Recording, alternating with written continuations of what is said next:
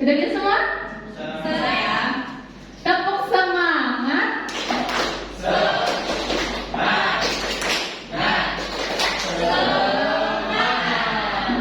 Baik, walaupun ada yang ngantuk tapi harus tetap fresh ya, agar materinya ini masuk, agar kalian semuanya paham. Jadi pada pagi hari ini tentang adab kepada tetangga.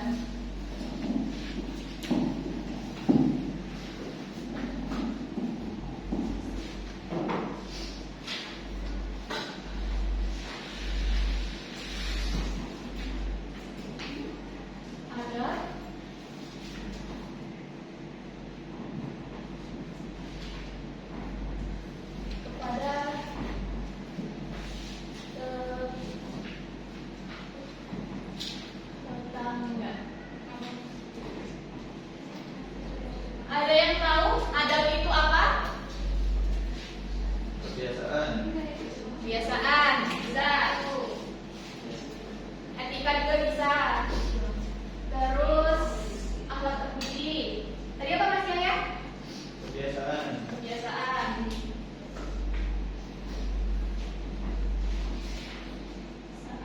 Bisa juga akhlak terpuji atau etika ya.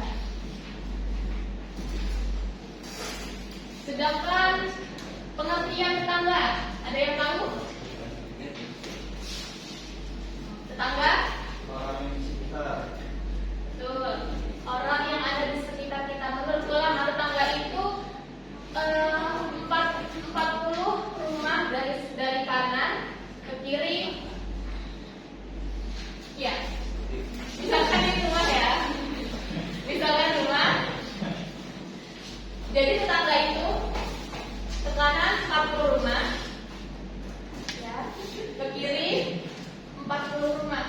Itu disebut dengan tetangga. Jadi ada beberapa adab kepada tetangga. Yang pertama itu tentang pengertian dulu ya. Tetangga adalah tadi yang disebutkan. Tetangga adalah orang yang rumahnya berdekatan dengan rumah kita, yaitu 40 rumah dari semua arah. Ini ada beberapa hak asasi bertetangga. Jadi selain keluarga dan orang tua, siapa lagi yang bisa membantu? Hanyalah tetangga. Jadi samping kanan kiri kalian itu adalah tetangga kalian, yaitu tetangga di kelas. Yang pertama yaitu kita harus menyapanya terlebih dahulu. Biasanya kalian kalau bertemu dengan tetangga menyapanya dengan mengucapkan salam atau sapaan biasa. Woi, woi, senyum. Ada lagi yang laki-laki? Diam aja. Cuy. Ya. Siapa tahu di sini ada yang belum basah gitu menjaga pandangan. Nah, yang kedua, hendaknya kita berbuat kebajikan kepada siapapun tanpa harus menunggu orang lain berbuat kebajikan kepada kita. Jadi kita tidak perlu menunggu orang lain. Jika kita sendiri bisa, kenapa tidak? Ya ada hadis tentang adab kepada tetangga. Bunyinya, "Mangkana yu'minu billahi wal yawmil akhir falyukrim jarahu." Artinya ada yang tahu? Artinya barang siapa yang beriman kepada Allah dan hari akhir, maka hendaklah memuliakan tetangganya. Selanjutnya yang ketiga, kita harus mengembalikan hak asasi manusia seperti membayar hutang. Kalau hutang ini kan sifatnya gimana menurut kalian? Hutang piutang kepada tetangga? Harus dibayar. Ya, harus dibayar. Jangan sampai karena hutang piutang tidak dibayar akan membuat persaudaraan pecah gitu ya. Seperti membayar hutang, mengembalikan barang-barang milik orang lain yang kita pinjam. Kayak misalkan kalau sepelenya pinjam sapu gitu ya. Bu, pinjam sapu, tapi lambat laun nggak dibalik-balikin, ternyata dipakai sendiri, itu nggak boleh ya. Yang selanjutnya hendaknya kita mengunjungi jika ada yang sakit. Di sini ada ketika tetangganya yang sakit malah tidak menjenguk.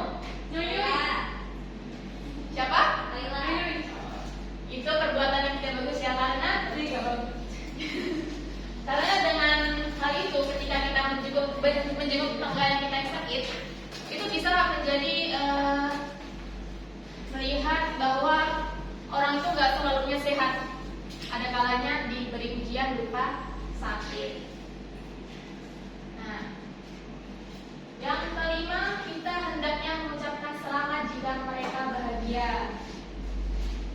Ketika bertetangga, misalkan ada yang beli motor baru, mobil baru, itu kan biasanya ada yang iri tuh, ya.